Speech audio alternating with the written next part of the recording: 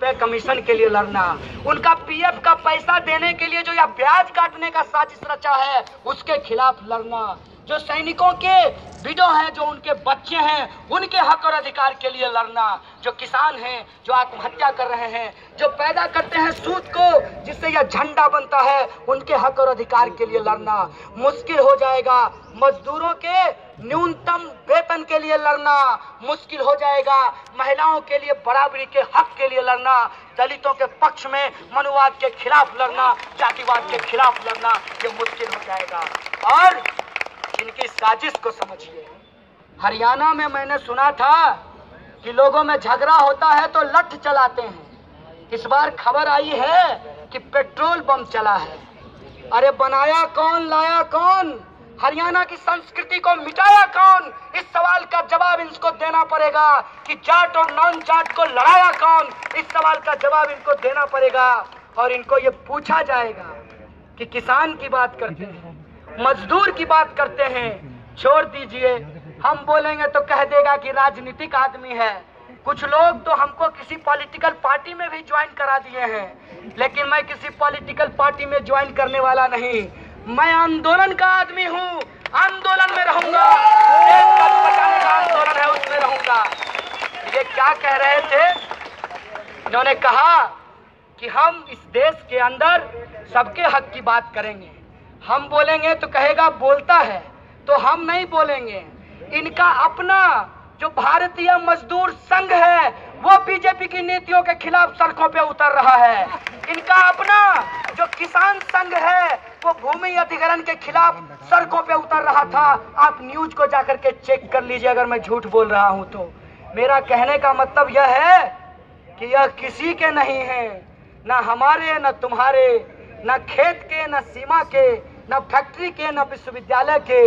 ये एक ही जगह के हैं जहां यह बार बार उड़कर जाते हैं, बार बार आते हैं। और आजकल इन्होंने नया दुश्मन बनाया है। पहले ये पाकिस्तान के नाम पर वोट मांगते थे, अब पाकिस्तान जाकर जब से ये चाय पीकर आ गए हैं तो ये हिंदुस्तान में ही पाकिस्तान बनाना चाहते हैं। इसलिए इनको एक नया मुद्दा मिल गया है कि आजकल जेएनयू वालों को कहते हैं कि पाकिस्तान चले जाओ।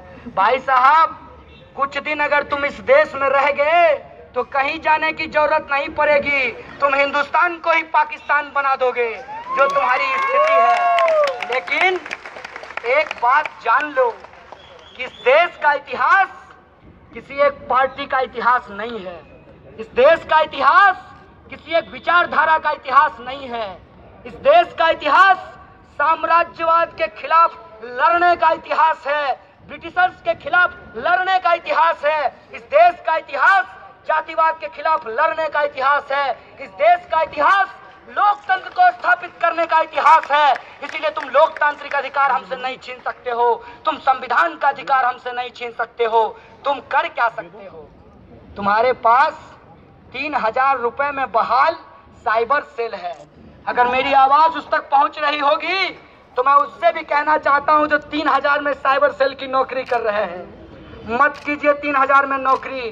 कहिए मोदी जी को कि बहुत पैसा है आपके पास, मुझे 3000 का वेतन दीजिए, तब मैं जेएनयू वालों को गाली दूंगा। मैं 3000 में गाली नहीं देने वाला हूं, ये बात कहिए। आप कहिए इतना संगठित तरीके से कोई जेएनयू को लाइक करता है, हम उसको भी गाली देते हैं, उसके माँ बहन को भी देते हैं, उसके घर वालों को देते हैं, उसके दोस्तों को देते हैं। इतना गाली हम 3000 रुपए में नहीं देंगे, हमको ज्यादा पैसा दीजिए और लड़ो तुम इसकी लड़ाई, तुम लड़ो इसकी लड़ाई। और मैं तुमको कहना चाहता हूँ कि जेएनयू में सबसे पहले तुम्हारे हक में जत्था निकलेगा। तुमने हमको गाली दिया, हमने माना, लेकिन हमको पता है कि इस देश में कॉर्पोरेट लूट कैसे हो रहा है। मैं जब दिल्ली आया था तो मैंने 1 महीने एमआर की नौकरी की थी और मुझे मालूम है कि बाइक, लैपटॉप और मोबाइल ये सुविधा नहीं होती है, ये परेशानी का सबब होता है भाई साहब।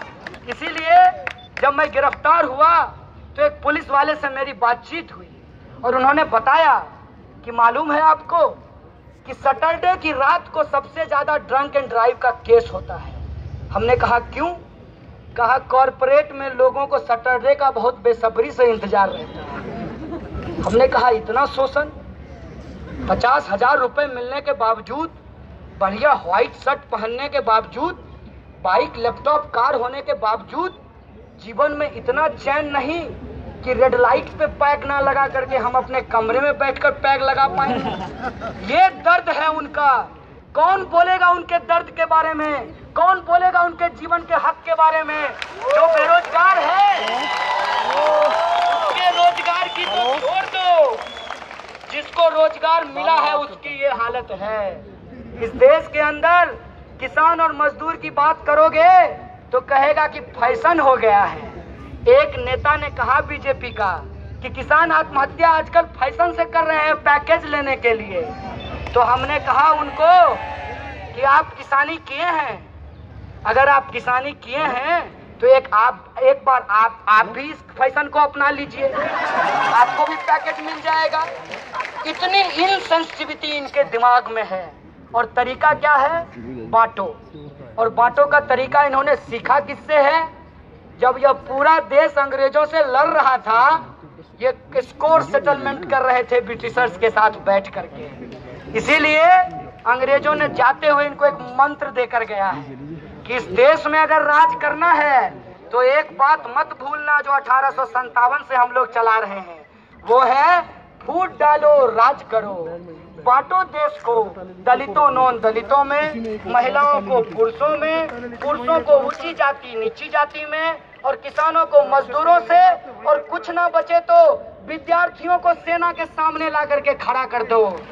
लेकिन हम कहना चाहते हैं कि जब हम लड़ते हैं लोकतंत्र के लिए, जब हम लड़ते हैं न्याय के लिए, जब हम लड़ते हैं संविधान के लिए, तो सिर्फ अपने लिए नहीं लड़ते हैं, क्योंकि हमारा अपनापन सिर्फ खुद से शुरू नहीं होता, क्योंकि हमारा खुद इतना विराट है जिसके अंदर पूरा देश शामिल है, पूरा समाज शामिल है। और यह न्याय की लड़ाई सबके हक की लड़ाई है, सबके पक्ष की लड़ाई है। साथियों, अंतिम में बस एक बात कहूंगा कि एक न्यूज चैनल है, हमने कहा भाई साहब एक एक सेकंड का ऐड दिखाने में, एक एक सेकंड का ऐड दिखाने में ये करोड़ों रुपया लेते हैं। तो पूरा का पूरा प्राइम टाइम के लिए कितना पैसा मिला है और कौन दिया है? बोले हम देश के पक्ष में बोल रहे हैं। हमने कहा देश की राजधानी नागपुर है कि दिल्ली है? और देश क्या है ये कौन तय करेगा? भाजपा ऑफिस में तय होगा कि संविधान से तय होगा? अगर यह देश संविधान से तय होगा तो तुम जिम्मेदार हो इस देश के अंदर नफरत फैलाने के लिए, तुम जिम्मेदार हो इस देश के अंदर विभाजन पैदा करने के लिए। और एक बात मैंने कही थी 11 तारीख को, 11 तारीख को मुझे 12 तारीख को मुझे गिरफ्तार किया गया। 11 तारीख को जब मैं अपने साथियों से बातचीत कर रहा था तो मैंने कहा था कि यह देश बहुत मुश्किल परिस्थिति में है। फांसीबाज कोई डोल ड्रम बजा के नहीं आएगा, अंग्रेजी बाजा बजा के नहीं आएगा, धीरे धीरे आपके घर में घुस जाएगा। और जब घर में घुस जाएगा तो सिर्फ जेएनयू के लिए परेशानी नहीं होगी, नोएडा के फिल्म सिटी में भी लोग आएंगे और आपका स्क्रिप्ट लिख करके जाएंगे। अगर स्क्रिप्ट से अलग दिखाएंगे तो आपको प्रेस्टिट्यूट कहा जाएगा, जो कहा जा रहा है साइबर सेल के द्वारा। आपको देश का दलाल कहा जाएगा, जो कहा जा रहा है कुछ पत्रकारों को। और सिर्फ कहने से ये नहीं मानते हैं, क्योंकि इनके लिए डराना जरूरी है, और जो डरता नहीं उस पर ये गांधी की तरह गोली चलवाते हैं। तो आप पर हमला होगा। यह बात 11 तारीख को कही गई और 15 तारीख को पटियाला हाउस कोर्ट में मीडिया के ऊपर हमला किया गया, उनके कैमरे तोड़े गए और उनको मारा गया। ये सच है इस समय का। यह कौन सी भक्ति है?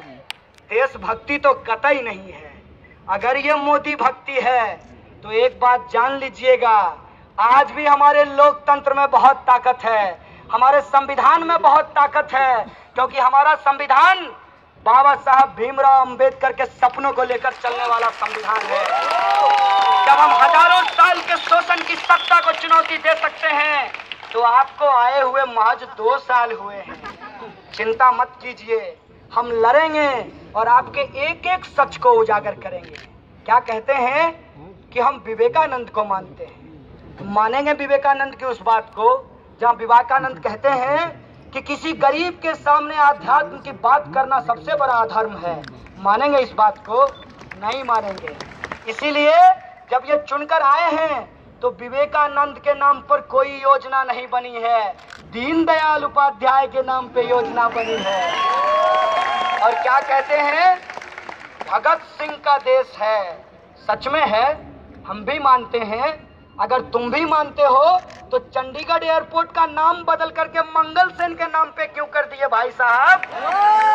क्योंकि तुम नहीं मानते हो, तुमसे भगत सिंह नहीं बर्दाश्त होंगे। क्योंकि भगत सिंह कहते थे कि इस देश से गोरे चले जाएंगे, काले राज करेंगे। इसीलिए तुम भगत सिंह को नहीं मान सकते। और ये क्या कहते हैं कि सरकार के खिलाफ बहुत बोला जा रहा है। सरकार के खिलाफ ना बोलें तो विपक्ष के खिलाफ बोलें। सरकार में आप हैं, प्रधानमंत्री आप हैं, नीतियां आप बनाते हैं, शिक्षा मंत्री आप हैं, संसद में झूठ आप बोलते हैं और हम बोले विपक्ष के खिलाफ।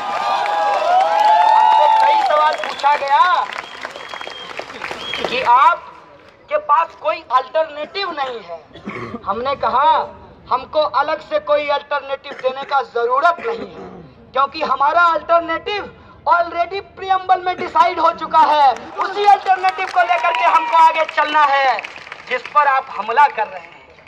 इनको लोकतंत्र बिल्कुल पसंद नहीं है, इसीलिए केंद्र सरकार का नाम बदल करके मोदी सरकार हो गया है। पहले सब लोग केंद्र सरकार बोलते थे, आजकल मोदी सरकार बोलते हैं। सुन करके लगता है जैसे एक आदमी देश चला रहा हो।